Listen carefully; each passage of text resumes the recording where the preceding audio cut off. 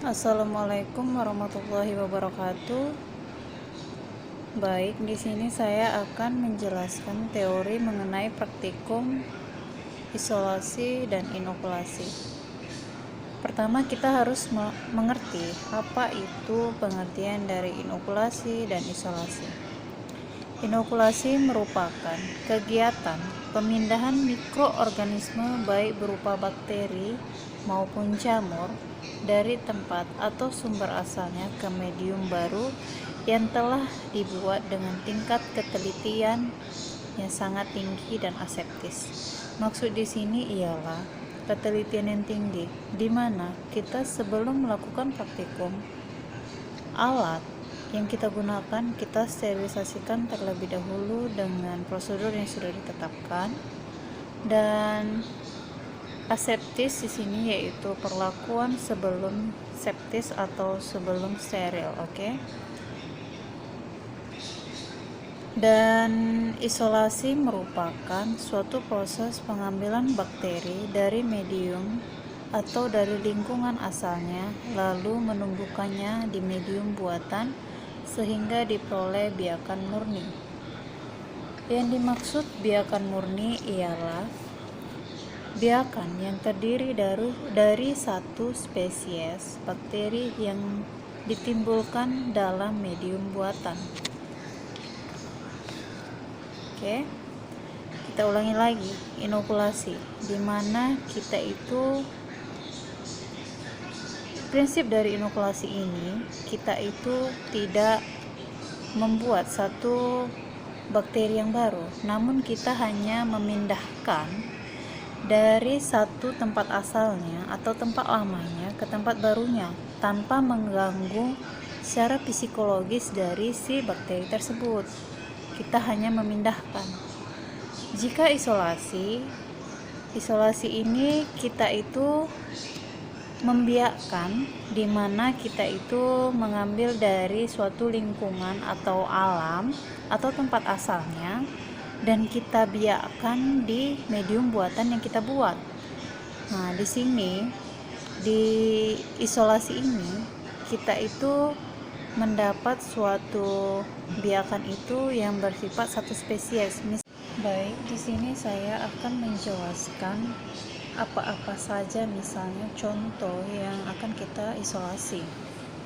Yang pertama yaitu setelah kita meletakkan media Na atau PDA ke dalam cawan Petri, maka setelah media tersebut memadat, maka adapun bakteri yang akan kita biakkan itu contohnya nih, yang pertama itu tangan kita sendiri, tangan kita yang belum dicuci. Kita bedakan tangan kita yang belum dicuci itu satu kita buat cawan satu, cawan dua yang sudah dicuci. Maka kita di situ akan melihat perbandingan perkembangan atau biakan dari bakteri tersebut ke dalam sampel kita tadi kan. Setelah itu kita hitung melalui PCA atau plate count agar, di mana di lab kita ada alatnya untuk menghitung berapa koloni bakteri yang terdapat di dalamnya. Secara logika kita pasti tahu bahwa tangan yang sudah dicuci otomatis lebih sedikit bakterinya dibanding yang belum dicuci, ya kan? Contoh kedua yaitu rambut. Di dalam rambut juga bahkan banyak bakteri sehingga dia timbul ketombe ataupun rambut putih ataupun kutu, banyak di dalam kepala kita ya, bahkan di muka kita aja pun banyak bakterinya gitu kan. Jadi di dalam cawan Petri yang ketiga kita oleskan kita gosokkan tangan kita di rambut kita, lalu kita goreskan di media yang kita buat. Baru yang ketiga itu suspensi tanah. Misalnya nih, tanah kita ambil, tanah otomatis banyak mikroorganisme. Tanah kita ambil, kita encerkan ke dalam tabung reaksi. ya dalam tabung reaksi ukuran 15 mili kan tabung reaksi. Kemudian di dalam media yang sudah madat tadi kita buat itu yang keempat kan, yang keempat, cawan Petri yang keempat memadat, maka kita oleskan atau kita ambil dengan kawat OC si suspensi tanah tadi, kita buat di permukaannya. Adapun 4 metodenya yaitu metode goresan, yaitu metode sinambung, metode kuadran, metode radian, dan metode goresan T. Nanti saya akan menjelaskan mengenai penggambaran metode-metode tersebut. Inokulasi ini dia perlakuan selanjutnya setelah kita lakukan isolasi.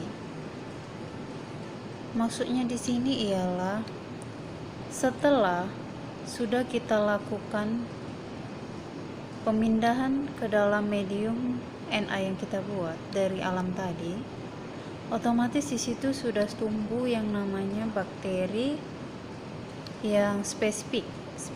Misalnya tanah, ya dia bentuk mikroorganismenya yang ada di dalam tanah. Misalnya dia di rambut, otomatis bakterinya itu spesifiknya bakteri yang ada di rambut. Begitu seterusnya.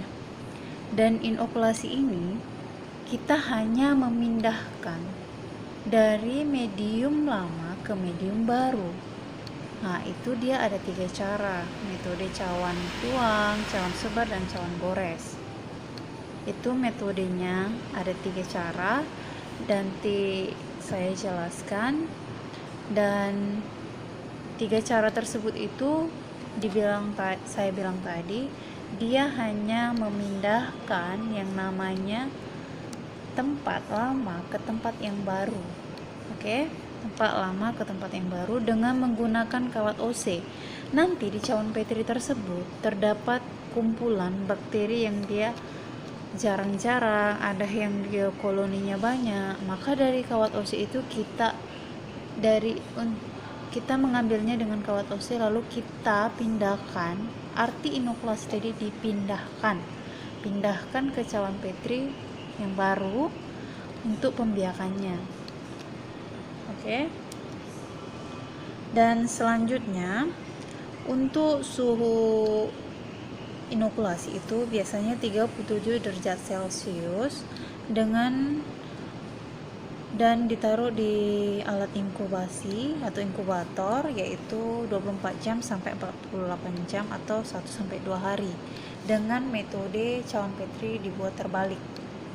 Oke, di inkubator. Terima kasih. Baik, di sini kakak akan menjelaskan 4 metode goresan. Yang pertama yaitu sinambung. Sinambung itu ini ibaratkan cawan Petri. Kita buat secara zigzag seperti gunung sinabung, naik turun. Oke, ini sinambung. Baru yang kedua itu kuadran. Kita tahu arti kuadran itu menjadi 4 bagian ya. Kita potong menjadi 4 bagian dengan menggunakan kawat OC. Ini dilakukan pada saat media sudah memadat ya. Lalu kita gores menggunakan kawat OC, kita bagi menjadi 4 bagian. Goresannya terserah mau zigzag ataupun bagaimana. Ini zigzag dan menyamping ya. Baru yang ketiga yaitu radian. Arti radian yaitu kita ambil garis tengah atau kita buat jadi 2 bagian dan kita gores seperti ini. Terserah ya. Seperti ini radian. Dan yang keempat yaitu goresan T. Goresan T ini kita buat pertama bulatan, ini ibarat cawan Petri, kita buat seperti huruf T.